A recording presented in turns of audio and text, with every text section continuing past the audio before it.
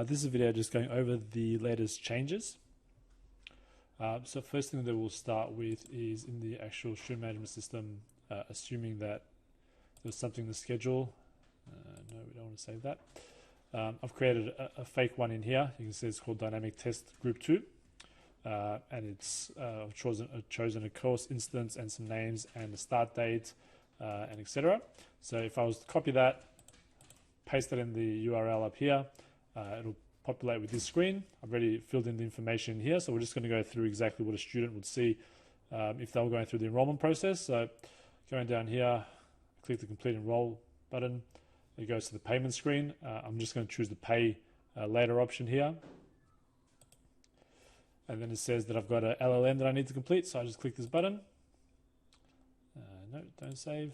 So then it takes me automatically to the LLM page. You can see down here that it's a lot cleaner than it was previously. We removed this bottom section down here, and that only happens if it is an LLN. If it's a normal assessment, that bottom section will still be there. On the left over here, they've got a video that they can watch, which is an overview of exactly what they're looking at here. So you can just click on that and they'll show them the overview. If not, then they just go through and just complete the questions. This up here you can change, and all this information you can obviously change. So I'm just going to put some dummy data in here.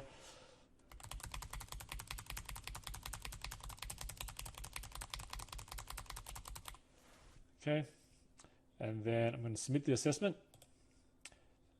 Declaration comes up, yes, I agree. Processing, and then that's all wiped clean, and then you've got a message here just advising them that they'll receive contact from a member from your team. And if you heard that sound in the background, that was my phone saying that I've received an email. So now we've set the email to come through after they've completed this LLM.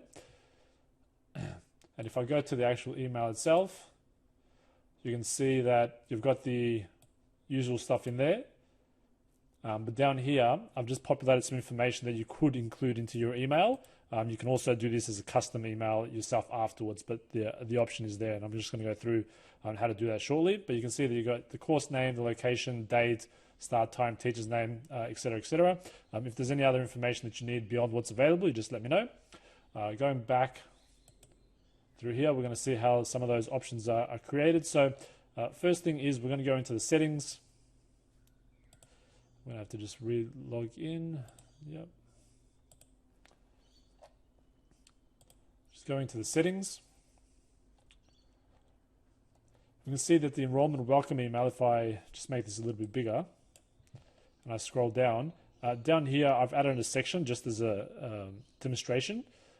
So you can see that these fields here will dynamically populate for whatever is applicable to that student. And the way I choose those ones is I've got a button up here that's called dynamic fields. So if I wanted to add something else down here, so if I wanted to add the teacher's surname, for example, all I'll need to do is just click on the dynamic fields. It'll give me an option, and I just choose teacher's surname, and then that will automatically populate the teacher's surname, whatever I've got inside the information for that specific teacher. So it's got other things in there as well. You can put the student's name, course details. You can have a look at that through all those options and see which ones you want to include or not include in your email. You also can do the shortcut by just pressing the @ symbol on your keyboard. Not on that one, sorry. That's on the other ones. So once you're happy with what you've done there, you just click the update button up here. This is also the section where we can have a look at the email templates. So if I go down to the bottom of the page, or I can just click email templates up here, it'll scroll down to the bottom of the page. In here is where I can create different templates that I can send to students. If I'm going to be sending the same sort of thing over and over again, I can do that here. So I've just done an example here where I've done successful LLN. So you might have a template where you might say, congratulations on completing your LLN, whatever information you want after that, and then you can populate the course details after that. And I'm going to show you in action again. So if I want to add something else in here, I'm just choosing dynamic fields, and if I want to choose the course end date, I can just do that, and then that'll automatically populate. Or in here, as I was trying to say before, is if I use the @ symbol, it gives me the options as well, and then I just choose from that drop down menu. whichever, both work. You could actually just type it in yourself if you really wanted to, but one of those two options is probably the best way of going about it. When you're happy with it, you just click the update template button. If you wanted to create a new one, pretty simple. We just click the plus button here. We give it a type, so whatever name we want. We might say this one, new student. So you might have something specific that you want to send to new students, whatever subject you want in there, hi, and then just some information in here, and then whatever dynamic information you'd want in there. Just remember with all these that the hi student's name automatically gets populated, but then you've got the option to whatever you want up here. And then I can just click save, and now I can use that template. So we're going to go through now and have a look on how we use that template.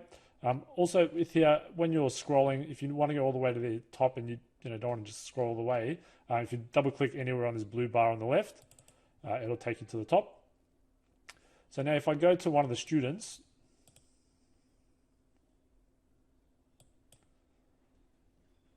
and I want to send them an email, I see here that if I click the email button, one, I can add in custom fields in here by myself if I wanted to.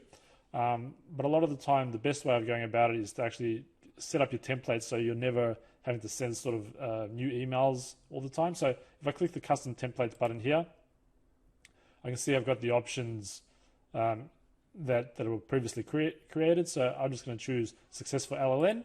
And you can see that the subject automatically gets updated and all that information in there automatically gets updated. And when I'm ready, I can just click send email. So you could do this where after the person's completed their LLN, you could then send them the course details. And then if you wanted to, you could also send them their portal access as well, all in the one email. So if I click send there, it'll send that, it'll give me confirmation that it's send that. It'll also add it to the student notes as well.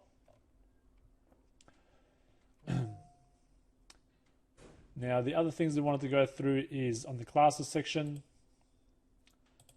So you can see that the classes here, if we click on one of them, I've disabled the option here for them to be able to change that information, so they can no longer do that. We can also print the enrollment from here as well. So all we need to do is select the student and click print enrollment, and then they'll bring up the enrollment form, which you can then just print as per normal. And then if you wanted to view that student as well, you can also obviously just click on them again, or if they're already selected, and then you just click the view student button, and then that will open up that student's information in a new tab. So you can still be in your old tab over here, and you can see that specific student's information in here and make whatever changes you wanted to as well. Let me just have a look to see if I've missed anything else. Now, in the settings option as well, it gives you the option when to send the enrollment email. So there's a new option here, as it's cleverly named, when to send enrollment email. At the moment, it's sent to after LLN CSI is complete. You can send it after the payment screen is finished or after the first screen. So you can, depending on what sort of reaction you get from your students and however you want to do it, you can change that anytime. And then there's another option here where you can choose to send the student portal email or not send it. So you might want to do it manually yourself using the dynamic fields, or you might want to send it automatic. If you do choose yes, it gets sent the exact same time, whatever option you choose in the send enrollment email here.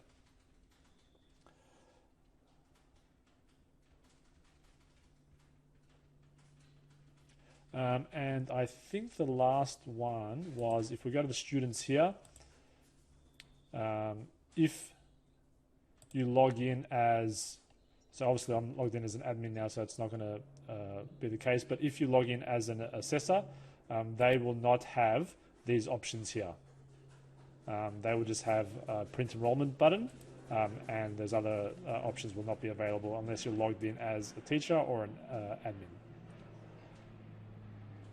Let me just check.